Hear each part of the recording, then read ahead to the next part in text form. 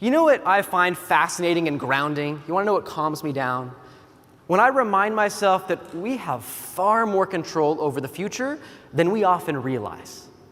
Don't we? I mean, the future isn't written for us. We get to create it. I think it's our greatest responsibility, our greatest opportunity to be future ready. You look around today and everything is different. Things are changing at a dizzying speed, and everything is instant. Instant messaging, instant dates, instant access to movies and TV shows. When I was little, all I remember were instant noodles. That was it. That was innovation. But not anymore. Innovation has taken on a whole new chapter. For example, who in this room is on Tinder, Bumble, Grindr, JDate, Christian Mingle? You don't have to wait till Friday night to meet someone at the bar. You just swipe. Anytime, day or night. You don't have to wait a week to watch the next episode. You can binge an entire season in one day. And we've all done it. Right? This instant culture may have started with my generation, the younger millennials, Gen Yers, but it has seeped out into every other generation now too. Nobody's safe. It's like a disease. Don't get me wrong, I do not think technology is a disease. I actually think it's awesome. The access we have to information and opportunity today is unprecedented. It feels like anything is possible, doesn't it? And when I say anything, I mean anything. Never mind self-driving cars. Just before I came out here, I got a text from my 85-year-old grandmother that included emojis and animated confetti. Right? I know. And while that's awesome, I realized it didn't feel the same as receiving a handwritten card from her. And it definitely didn't feel the same as sitting across the table from each other. An emoji can't hug us. An emoji can't shake our hand or look into our eyes. And it can't replace those feelings. Now, I love technology. I mean, of course, look at me. I was born in the early 90s. I've been surrounded by tech for half my life, but we are all surrounded by the digital era now. All of us. We're all waiting for that next phone to be announced, for that next great app to be released. And I think technology is great. Digital is great. We should celebrate it, use it as the tool that it is. But without the foundation of our relationships with each other offline, we lose the meaning. Without the foundation of our relationships with each other offline, we lose the meaning. I remember as a little kid playing on the porch with my mom and reading books. It was always books and trains. I loved books and trains. Or a book about trains, even better. Or reading a book about trains while on a train, the best. My childhood was naturally rich with connection. My earliest memories were on that porch playing and reading with my mom. There was no computer around. Nobody was holding a phone in their hand. That's why I thought to bring books to the baby shower and not an iPad. We all want to feel connected. As human beings, we are hardwired for connection. We want to feel like we're part of something bigger than ourselves. People don't just want to be told great stories. We want to feel part of a great story, don't we? That starts with community. Who here in this room believes they are a community builder? Awesome, 3 of you. Well, in less than an hour, my goal is to have every single person in this convention center raise their hand. Regardless of your role or title, I want to help you reimagine yourself as a chief community builder, because that is what will truly future-proof our organization. I'm a little obsessed with community. Truly, I'm very obsessed with community. As the CEO of Count Me In, I've watched one of the largest millennial movements form before my eyes over the past 10 years. 10 million people now spread across 104 countries. I've had the privilege to work with some of the world's most dynamic brands, Fortune 100 companies, and I've actually researched community leadership on the ground in 20 countries. And across it all, what I have found is that when organizations focus on community building, results are measurable. And it's always easy to pick out the ones that don't. So, NAF Nation, let me ask you, are you ready to take your community, your work, your life to the next level? Are you ready? Then let's do this. Let's do this. What I want to do today is start off with something I never talk about. What I want to talk about is community. It's what I speak about with audiences around the world. But I want to start by taking you all the way back to the beginning. Something I rarely do, and I want to do it because the beginning for me was high school. And given your work with students across the country, I could not think of a better place to start than my first day of freshman year. So, first day of freshman year, I wake up in the morning, look at myself in the mirror, and give myself the greatest pep talk I can muster because I'm terrified to start high school. Terrified, mortified. And it wasn't always this way. I used to look forward to it. But that was back in 8th grade when I thought I was going to be starting at this new school with a group of my friends. The thing is, the summer before I started high school, I moved to a brand new community, which meant this new big chapter was also a chapter I was about to start all on my own. So in giving myself this pep talk, I remember so clearly walking towards the doors of my new school, just telling myself it's going to be great, you're going to make new friends, Shane, you're going to have tons of fun, it's going to be amazing, awesome, just like High School Musical. Take a deep breath, and as I take my first step through the doors of my new school, all I'm thinking is channel Zac Efron, feel Zac Efron, be Zac Efron. And I step into my first day of freshman year, also known as one of the worst days of my entire life.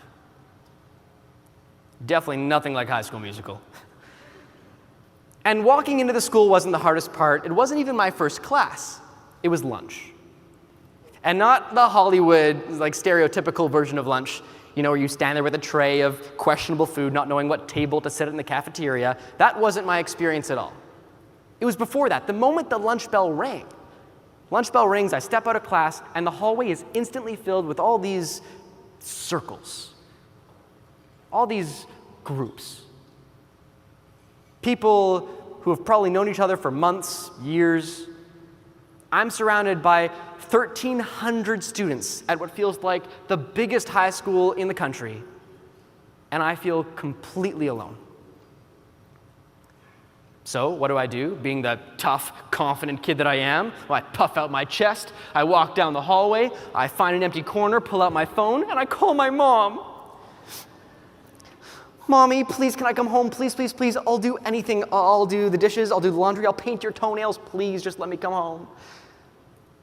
And Mom basically says, it's just a bad first day, a bad first impression, it's going to get better. And I'm like, well, thanks, Mom, it can't possibly get any worse. Except it does. Nothing tragic happens, but every day just feels longer, every class feels harder. I keep walking through the hallways wishing I didn't feel so alone and invisible. And I just feel lost. For the first time ever, I don't know anyone. None of the teachers know me. I have no friends. And I had these huge expectations of what high school was supposed to be like. And now that I'm here, it's actually the loneliest place I could imagine. I have no friends. I never even had to think about that before. When you meet kids in kindergarten or nursery school, it just happens. But when you don't know anyone, around 1,000 teenagers, it doesn't really work that way. So I don't know what to do. I'm just tapping into my primal teenager instincts. I start tapping in to social media. And it's awesome. Within 3 days, I have 137 people on my friend list. It's the best. I'm liking some pictures. People are commenting on some of mine. It's the weirdest thing because I seem to suddenly have all these friends online, but I also realize I still have no one to have lunch with. It's the strangest thing. And I realized that social media was kind of playing tricks on my brain. It was skimming the surface of these relationships, but there was no depth or dimension. The only thing I was actually connecting with was a screen. It's like social media falsifies connection. I logged on to make friends, to connect, and it just made me feel even more lonely. Loneliness cuts us off from connection. Without connection, we have no meaning. So now I'm waking up in the morning feeling like I've swallowed this 1,000-pound weight. It's just sitting there in my gut. My whole body feels so heavy, and all I want to do is crawl under the covers and never get up. And for weeks, I feel trapped in this black hole of emptiness. I'm walking alone outside over my lunch break because I have nothing better to do. I'll have someone to talk to in class one moment, but then no one to hang with after school. Groups of students are laughing and talking, hanging out all around me at their lockers, and I just want to climb inside of mine. Life sucks. Even though on the outside everything looks okay, on the inside, I'm scared. I feel hopeless and completely alone. And I didn't even do anything. It's the stupid school's fault. I must have landed in the worst high school in the country, in the world. I bet if I was at a different school, life wouldn't suck so much. And just like that, it's like the heavens parted. I had my answer, a transfer to a new school. Of course, another school where I will fit in and have friends and be happy. It has to be the school's fault. So with that new idea came a bit of a jog to my counselor's office. I walk in, I slam down my bag, I look at him, I say, Mr. Conte, I hate it here. This is the wrong school for me. Please help me transfer. Anywhere else would be better than here. And I'm hoping my school counselor, Mr. Conte, will just say, no problem, Shane. Open his desk drawer, take out the big book of schools, and point to the one he's going to send me to. But no book is pulled out. Instead, Mr. Conte looks at me, just looks at me, starts smiling and nodding a lot. Okay, all right, Shane, here's what we're gonna do. I don't really know you, son, so why don't you begin by telling me about yourself? What do you like to do? What are some of your hobbies? And freshman Shane was like, what is this? This is a waste of time. This is stupid and pointless. I may as well play Angry Birds. I'm literally ready to stand up and storm out of the office when a little voice pokes through the noise in my head and says, hold up. He's the only thing standing between you and a transfer. Maybe he's asking you this question so he can learn more about you, so he can find the perfect school for you, your perfect fit. So with this glimmer of hope, I start listing off every hobby, every interest I can think of. He's taking all these notes, listing off every interest I can think of, photography, music, video games, and he keeps scribbling on his paper.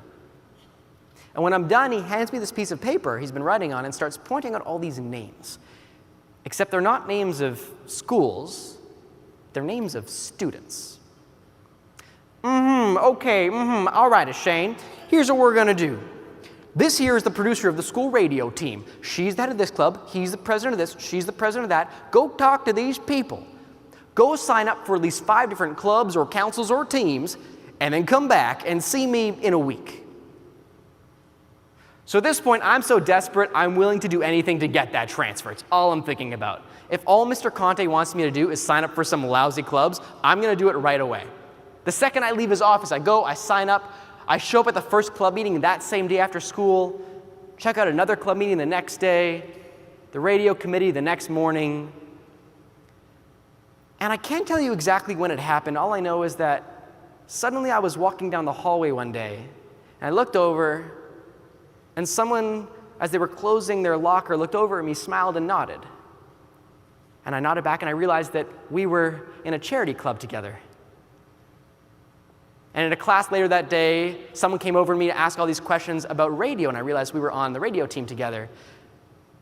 And day after day, I realized that I was smiling a lot more.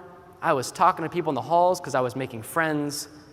And the more I connected to my community, the more I really felt like I was part of one.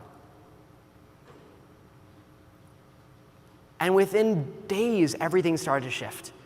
Within weeks, everything felt different. Everything changed. But at the same time, nothing was different, right? The school was the same building.